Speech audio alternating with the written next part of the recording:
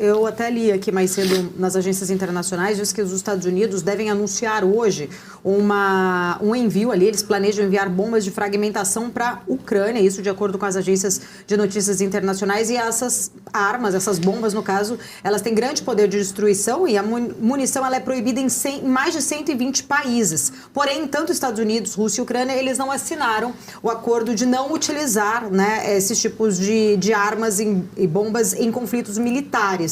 Eu queria entender se você acredita, né, na sua visão, se esse tipo de apoio, de envio, são bombas de fragmentação que têm poder de destruição, que podem ser disparadas e liberam dezenas de subbombas.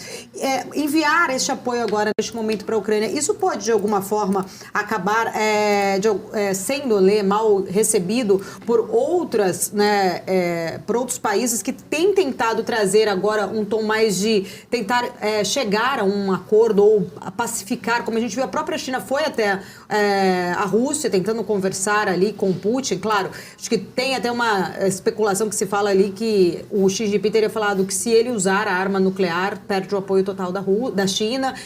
Mas a gente vê que é um momento de fazer esse tipo de aceno. Você acredita que os Estados Unidos têm aí esse tipo de aceno aí, vai ser bem recebido ou não? O grande problema, Paula, é que você está vendo ali uma guerra de fato da OTAN contra a Rússia, não é? E que é uma guerra da OTAN contra a Rússia, e quem está sendo utilizado e manipulado nessa história toda é a Ucrânia.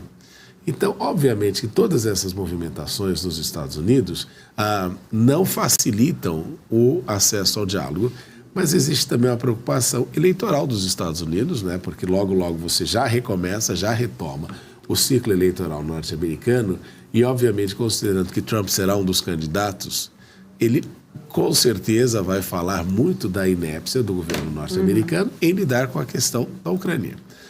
E vai ser restaurada toda essa coisa que a gente tem visto, o Hunter Biden voltando novamente à discussão e o relacionamento do Biden com a Ucrânia, tudo isso. Então, talvez a análise do governo norte-americano seja de criar aí uma expectativa de que force os russos a tomar algumas medidas que fariam com que eles perdessem o apoio dos chineses, e aí os russos estariam sozinhos efetivamente nessa guerra, o que de alguma forma poderia facilitar um processo maior de vitória ali para a Ucrânia. Então, se você mexer o tabuleiro nesse sentido e dizer, olha, nós vamos colocar mais armas aqui e, de alguma forma, forçar o Putin a tomar uma medida mais arriscada, de maneira que ele perca a China, que lhe dá este apoio consolidado, então a estratégia faz até sentido.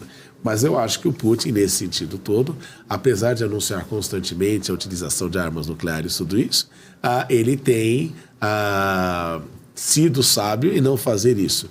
O interessante é que, por exemplo, o presidente de Belarus, outro dia, num comentário, falou, né, por que os países, por que a Ucrânia pode utilizar armas da OTAN e nós não podemos usar armas que são importadas da Rússia, não é? E aí o jornalista até perguntou, mas são armas nucleares? Ele falou, mas continuam sendo armas. Então, esse é um aspecto aí que a gente tem que levar em consideração nesse processo todo. É aquela política de mover o tabuleiro pensando que o adversário possa dar um determinado passo. O fato e a realidade é de que, nesse sentido todo, nós temos observado que os russos têm, apesar de terem um arsenal nuclear que já poderia ter sido utilizado, não o fizeram. Professor, quero agradecer, tempo é curto aqui, são vários pontos importantes, mas sempre um prazer falar contigo. Obrigada pela sua presença.